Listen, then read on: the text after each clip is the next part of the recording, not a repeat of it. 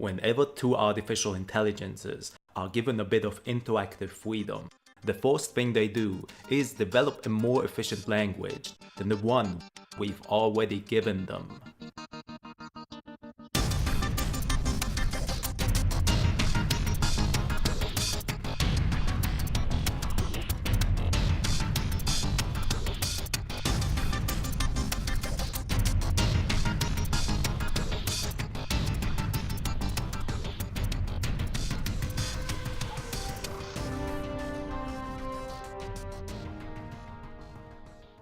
Let me preface all of this by telling you that I am absolutely not a physicist, or any real scientist for that matter.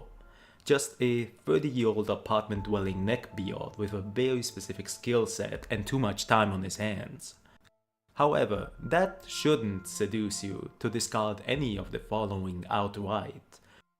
Also, you might want to turn on closed captions since my speech imitations are not quite on the money.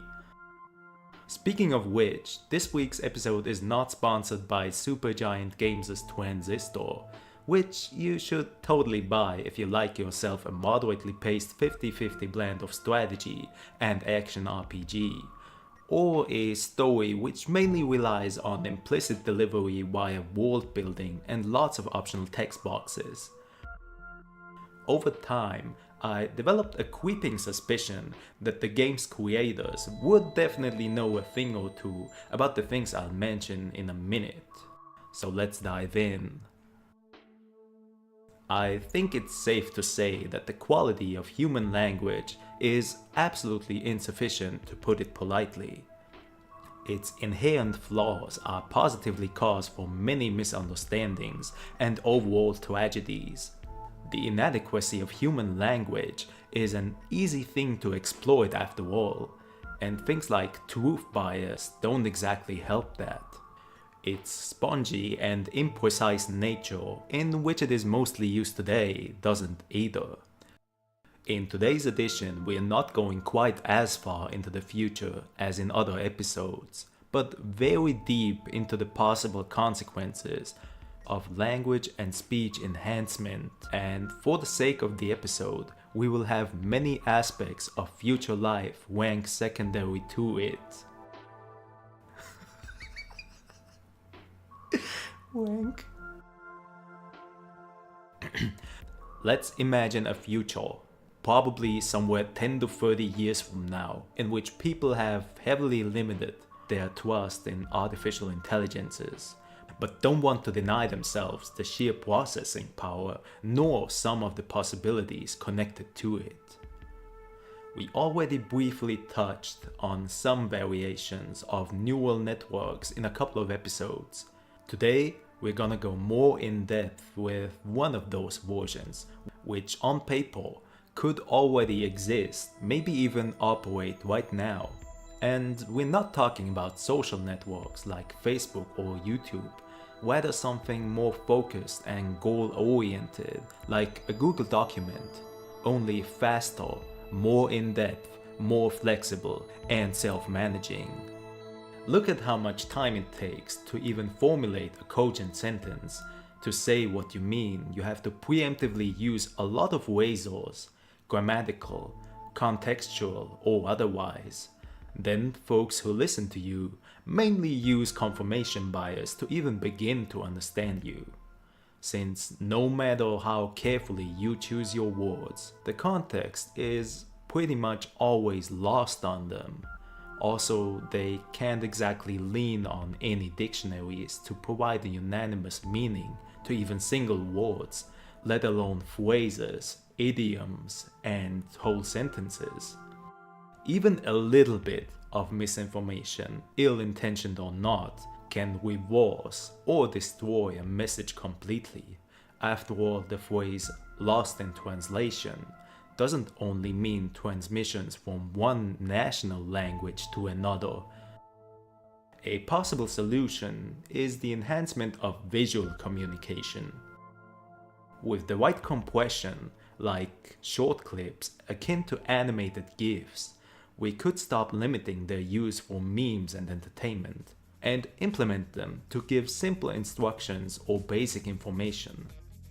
It would require some kind of app to very quickly generate an animation using, for example, 3 to 7 serial pictures with a few options to input condensed information in them, a little bit like Snapchat on steroids, with modifications that can tell the important parts of a story within the blink of an eye for maximized informations per second.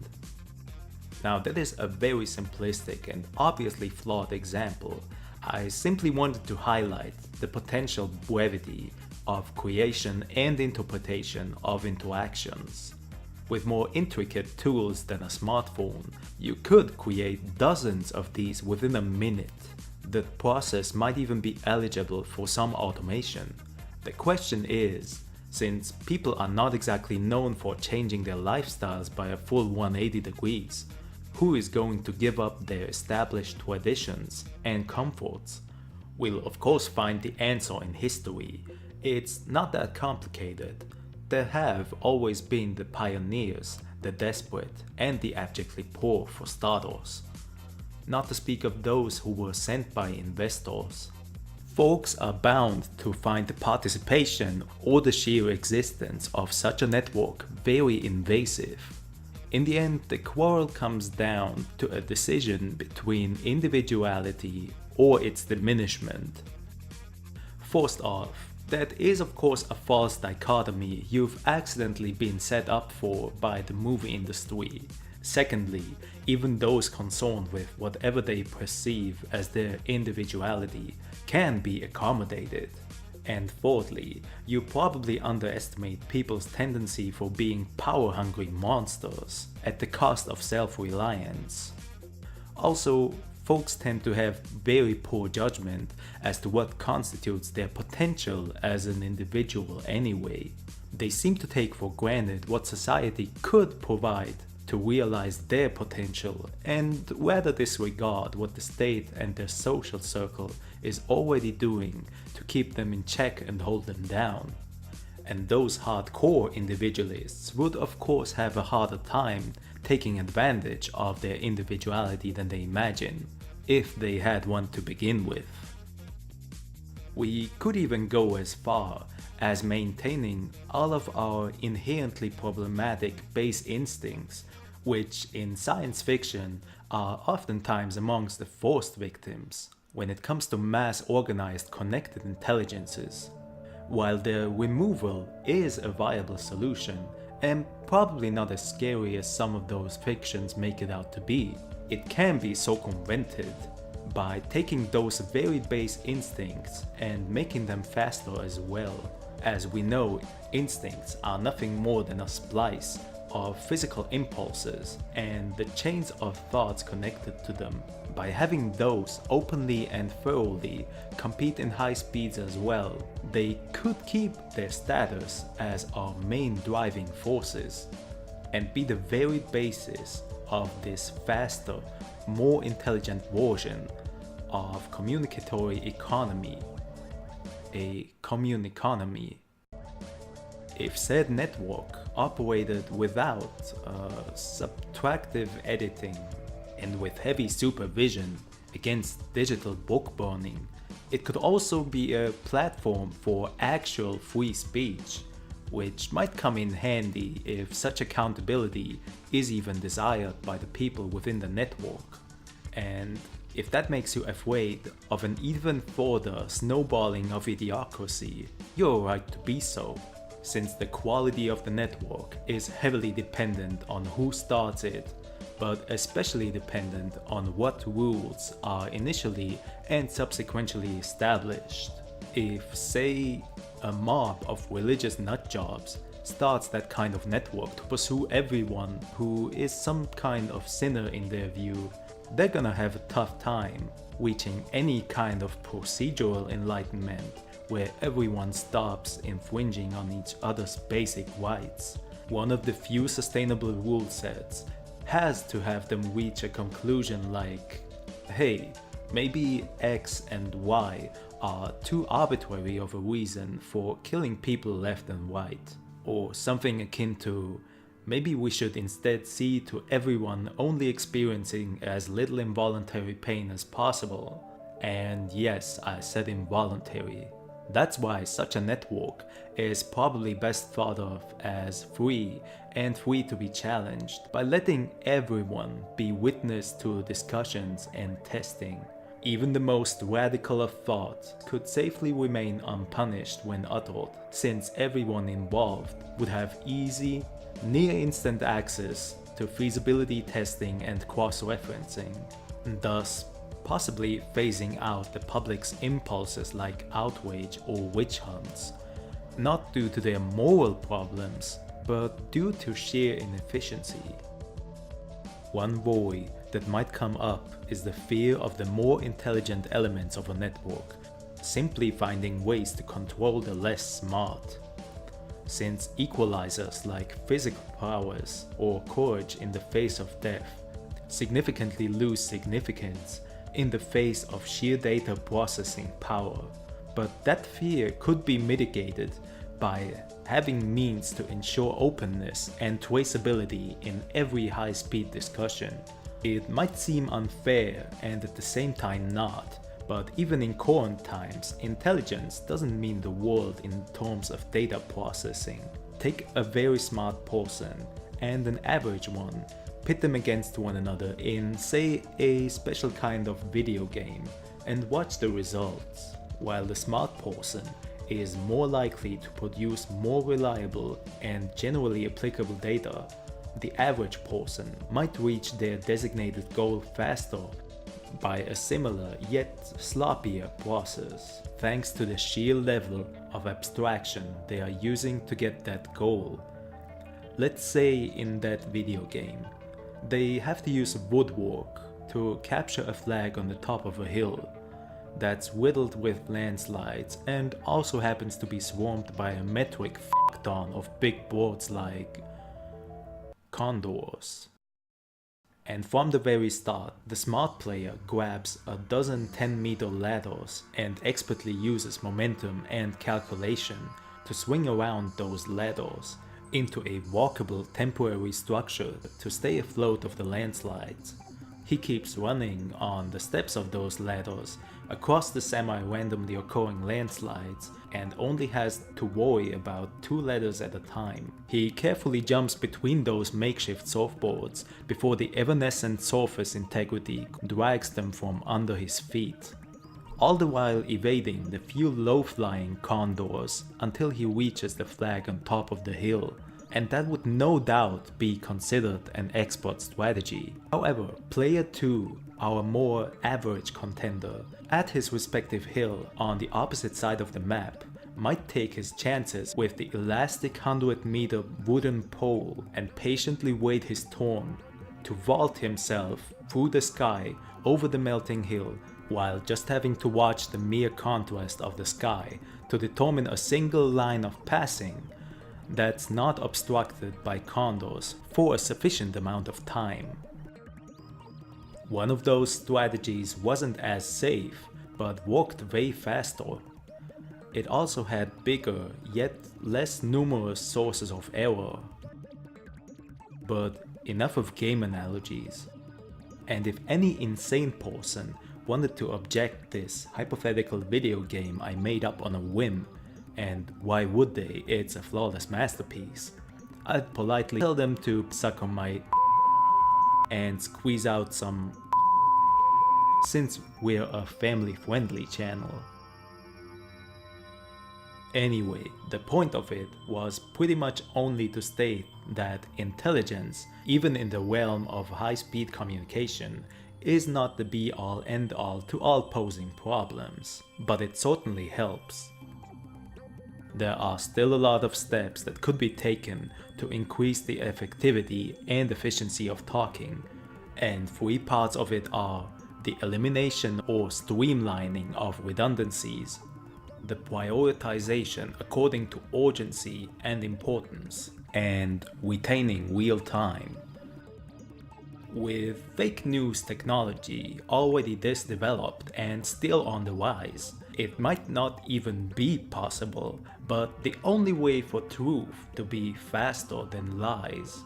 is live broadcasting as much as we can, and simply not leaving any breathing room for elaborate lies to even get properly generated. And even if the generation of misinformation is unavoidable, developing tests to poke holes in them is pretty much always a far easier process than to develop failsafes to protect those lies. The first rule of warfare, after all, is offense is the best defense. But to sustain such a network, you'll probably need a lot of updates, and those constant updates may very well be the reason it collapses. But in general, it would take a collective effort from the outside to take it down. For one, they'd have to increase their efficiencies in a similar manner as the network itself for that to happen, since the network would probably report in real time about any attacks that happen to it. And that's probably gonna shift the public support towards this potentially dystopian hive mind. A size where the network starts to be sustainable and probably regenerative depends on the people involved. For these self-sustaining and regenerative properties, my perfectly professional and scientific calculations spit out a number somewhere between 100 and 10,000 people. From then on, its destruction would require a certain amount of steps. For one, the outside parties would have to agree if the network is a threat or not. They'd also have to agree on terms under which to invade or attack. Now, taking history into account, that shouldn't be too hard, but depending on each group's resourcefulness, the outsiders may have to collaborate in a manner that's just too close for comfort. When trading secrets in order to establish integrity between involved countries or corporations, they would inevitably have to treat those secrets as leaked between one another. They might refrain from giving them out in the first place. They'll very likely use that opportunity for intel extortion or misinformation among one another, which would lead to infighting, since they are comparatively fractured and will more likely use shady tactics to mitigate human nature. How does a network of arguing individuals function without everyone stumbling over each other and stubbing each other's toes? Let's put it this way.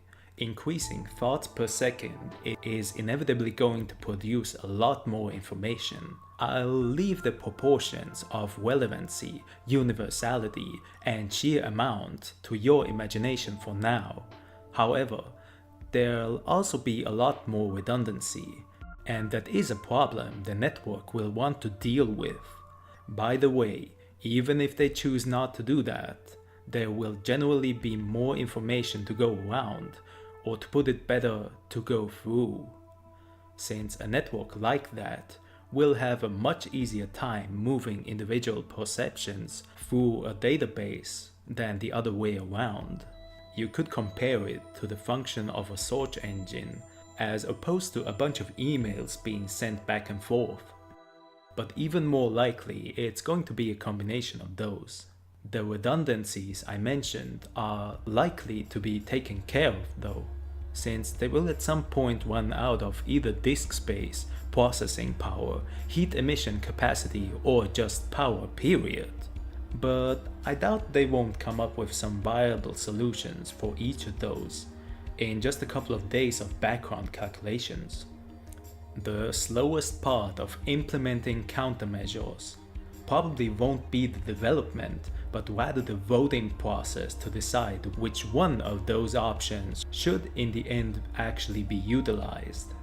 I would feel very sorry for hardcore individualists if there wasn't enough capacity to even accommodate for their needs, and maybe even their wants as well. Even for those who absolutely don't want to enter the network whatsoever. I want to stress this right from the start. Entering and staying in the network in the confines of voluntariness is an absolute must, especially if being inside turns out to be a toll on the body or mind. Also, if someone outside the network decides to become racist against those within and starts a movement against those who identify as multi-kin, should be reasoned with. For the network itself, it doesn't make much difference, since reasoning is the only allowed modus operandi within anyway. Well, that and simulating feelings within others to bring a point across via a golden rule app. But more about that later. As you can probably imagine, someone outside the network couldn't possibly keep up with the fast language within it, but it doesn't go the other way around. The network, or at least some part of it, can slow down enough to talk with a person or a group outside of it. Probably even go as far as estimating some arguments beforehand and preparing that catalog in such a manner that it just dispenses answers as soon as the outsider is done formulating his argument. This is another problem. Even if such a network succeeded to verifiably assure sustainable well-being, with the right amount of challenge, some humans are certain to pick a fight with the network, to take the more or less ideal state and subordinate it to the momentary wish of power over such an entity. And that is a very tempting thought after all. I would imagine anyone starting such a fight would imagine themselves as a god slayer of some sort. And they would be right to do so. However, that can be prevented by just asking the dissident what they would want first. And since all humans have the capacity to be very vile creatures, one of them might react out of sheer spite and demand something like, "I want you to disappear," to which the entity, comprised of hundreds of people, might respond, "As over everyone else, you have no dominion over us. However, I have the wish and probably the capacity to increase your living quality. So what do you want for yourself? And do you want to discuss terms?" Or something akin to that. I could see the processing reach an upper limit, especially when many folks decide to test those limits to exhaust that dubious genie out of spite or for genuine wish fulfillment.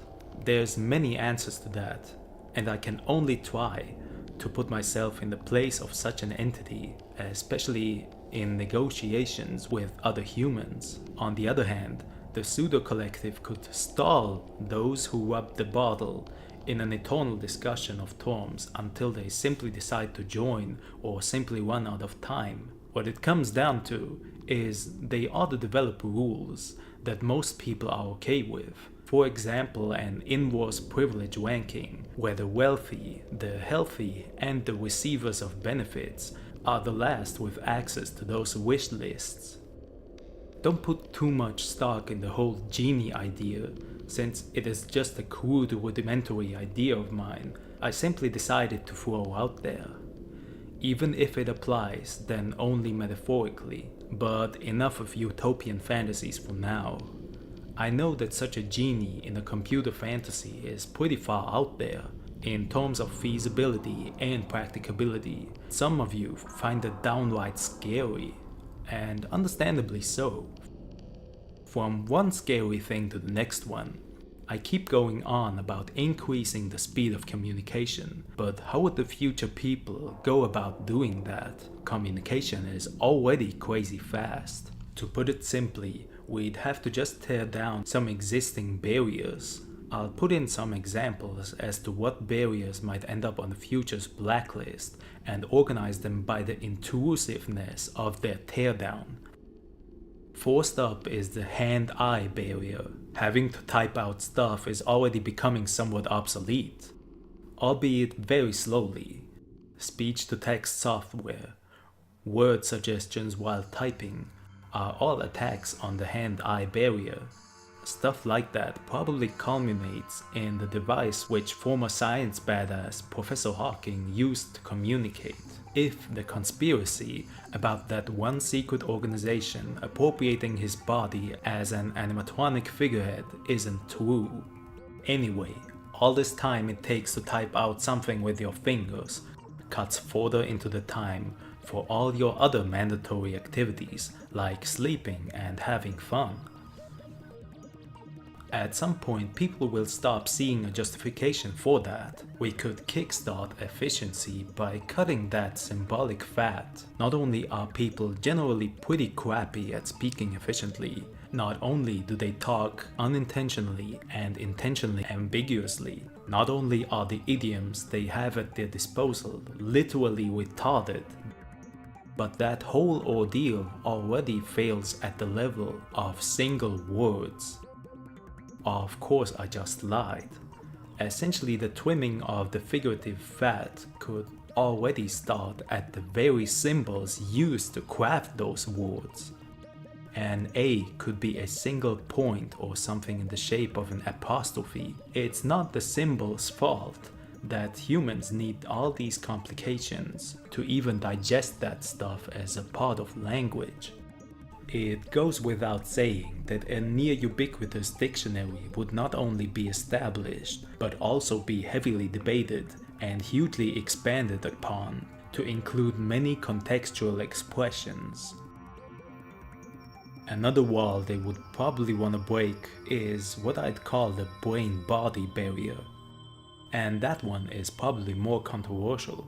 But I think future people are likely to leave it behind, especially if they can rely on each other to keep one another in check.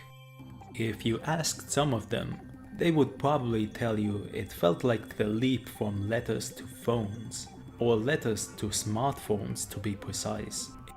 Incidentally, my non-existent, absolutely scientific and correct calculations gauge the gain in information speed to a similar proportion as that very transition. I do understand how scary it seems now to have someone send thoughts into your mind directly, and the possible abuse of that is a real concern. To at least somewhat mitigate that, the tools and language to rid oneself of such tech should be ubiquitous. Or everyone would at least have to have a hard switch to be able to get rid of the undesirable pop-up advertisements, and any hostile brain takeovers could be prevented by just having access to some sort of inner displays and limiting thought projections to those. We don't want to necessarily create the Borg here, not only because they were comparatively stupid for the sake of fitting them into an entertainment context. And then there's of course the most taboo barrier of them all, which, like the former, requires the tools for proper reading and encoding of brainwaves. The breaking of the mind-to-mind barrier. That's essentially the same as before, thoughts traversing between two or more people, but now, even with the part where you press send mail and open mail cut out entirely, which would arguably make them the same person. Now, you might say that it's just too futuristic to happen within the next 3 decades, but take a look at the advancement of the brainwavy weedy thingies in the last decade alone. Even if you don't go that deep, each of those steps is a step forward after all, given that the right rules are established. And a quote-unquote correct rule set could only ever be established from the ground up. And establishing such rules is not all that hard. We've seen it happen centuries ago. The tricky part is the correct enforcing, for which we have no precedent in the past. Absolutely none. I mean it. Anyone who would argue otherwise deserves a laugh to their face. What would essentially amount to a law system could start with the enforcement of the golden rule, for example, and grow ever complexer from there to account for situations that involve more and more people. Most decision making could, with the help of some history archives, be boiled down to at least creating informed consent. If somebody were to point out an upcoming transgression against themselves or someone in their periphery, The offender in the supposedly transgressive action can be shown the direct consequences of his action beforehand on themselves, and decide if it was worth the trouble. Then the scheduled victim of said action can seek further advice while also being able to opt out at any moment after that.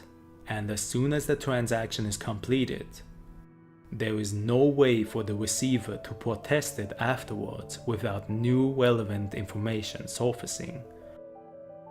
With everyone's reading speed enhanced, even comprehensive lists of consequences are no problem to process. Every one of those steps is of course optional except the essential ones, like the documentation of the agreed upon terms. Remember, all of this is in regards to most people having the most possible freedom, not the most possible comfort, although that might be a consequence. Speaking of which, that is a system where the political speech might be the most free, especially in the linked minds version, where everyone not only can but will voice their opinions, at which point they stop being opinions and are automatically degraded to ideas. Usually folks tend to juggle conflicting ideas better than conflicting opinions. I'm kidding, of course, but they are more accepting of other people doing the former. People are painfully aware that automatic idea-sharing networks would lay bare every remotely offensive content of their headspace, but tend to forget that the same goes for everyone, and something that is more common gets more acceptance automatically. An extreme case would be someone insisting on genociding a certain group as an ideal solution for certain problems, and people debunking it in a serious dialogue. Given the right law system, the genocidal impulse could most easily be reasoned out of them by forcing them to think through the reversed scenario. In an even more extreme case, there might even come unanimous consent from every member of the targeted group to do so, at which point it could technically enter discussions as a viable solution. But even that is not the deal sealer in and on itself, since everyone not directly involved might get their panties in a tangle. Such freedom of speech would also mostly get rid of defense mechanisms like irony or trolling. One possible danger is of course that those simulation-based discussions might trap a portion of people in a fake reality too enticing or too hard to get out of, and leave the other portion of the population in control. People will probably retain their attraction to knowing what's real and what's not, if only to keep the Matrix from happening, and that wish will probably be the catalyst to attaining better and better tests for reality checks, short of the creation of a too-big-to-fail party along the way. People will probably keep succeeding in filtering for actual events as opposed to fake news. After all, destruction is pretty much always easier than creation, since you only need to exploit one flaw sufficiently as opposed to keeping a multitude of them in check constantly. That applies to hardware as it does to a construct of lies, in which case the relative autonomy of every network member and overall thought diversity starts to work in the collective's favor. The importance of a sturdy and extremely just rule set becomes visible when we highlight the problem that you can't establish systems like these overnight, which comes with its own problems. For example, overlooking harmful laws that end up taking over for way too long. However, a stable rule set is the main driver behind the constant questioning of the whole system. Much like suggestion boxes in companies used to appease workers in multiple ways, It may sound counterintuitive, but that stream of suggestion and discussion is probably the most stabilizing factor while allowing for a great deal of flexibility. The people involved in such discussions will need some physical, mechanical, or chemical assistance with bearing that amount of discussion. Think of the average network participant being able to have a jog in the park while internally planning their wedding next month, chatting with someone on a personal level, publishing ideas and results regarding 4 non-interdependent scientific papers, shopping online, and playing a naughty VR game at the same time. That kind of neural commitment is certain to take a toll on all brains involved. So bioelectric enhancements are at some point inevitable, even for the alternative, where only the more idle phases and regions of the brain are used to make calculations in the background. That stuff people can do in their sleep. For those calculations to not be mere guesses, there should always be instant access to calculators. I don't know if the mechanic enhancements will actually result in all that racism against cyborgs the movies keep warning us about. There are already plenty of people doping on Adderall and other medications, and I don't see them being protested all too much. Which brings us to the next issue. How do you force cooperation with such a network? Well, the answer is quite simple. You don't. Why would you compromise the main theme of consent at the inception of a new membership? Some will see incentive to participate, while others will see one to stay outside. And some may want to take advantage of it without entering. That is all fine. But once you are in there, the objective is to take care of the needs of those who rank highest in the overlap on the urgency, importance, and solvability parameters. Urgency in that regard is pretty clear-cut. Importance in this context doesn't mean politicians or actors, but rather people who feel the most anxiety or pain, since what we now view as subjective feelings is actually just a cop-out for things we mostly refuse to understand. And a system that could afford to go in-depth with its analyses in such speeds can take many more factors into account.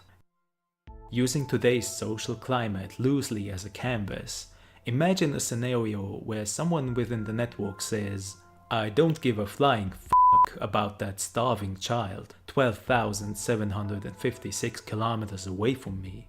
If some other participant of the network objects, and they will, a comprehensive survey ensues to determine the invalidity of the starving child problem, which could take, say, 0.8 seconds to complete and 3 times that to proofread it.